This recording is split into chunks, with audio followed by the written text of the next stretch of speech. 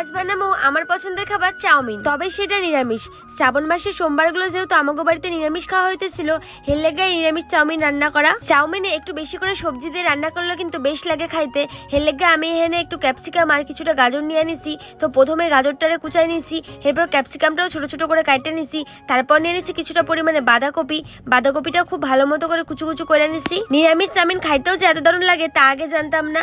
আগে কখনো নিরামিষ চাউমিন রান্না করি নাই, এই প্রথমবার। তবে এটার স্বাদ কিন্তু দুর্দান্ত ছিল। দেখো মুই সব সবজিগুলো কাটতে নিছি, সাথে একটু আলু আর আদাও কুচাই নিছি।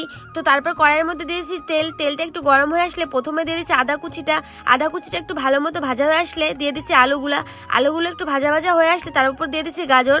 আলু গাজর ভালো মতো ভাজা হয়ে গেলে তার মধ্যে দিয়েছি বাঁধাকপি কুচিটা দেওয়ার পর দিয়ে দিচ্ছি ক্যাপসিকাম বাঁধাকপি কুচিটা দিয়ে খুব ভালো মতো করে নাড়াচাড়াই তার মধ্যে অল্প একটু নুন দিয়ে খুব ভালো মতো করে ভাজা নিছি।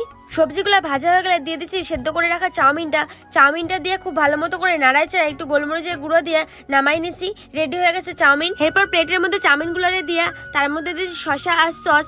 আজ কিন্তু চাউমিন খাওয়ার অনেক সদস্য ছিল, ওগো রিভিউটা তোমরা দেখতেই পারবা। আমার এই নিরামিষ চাউমিনের রেসিপিটা তোমাকেও কেমন লাগছে কমেন্ট করে জানাতে ভুলো না কিন্তু।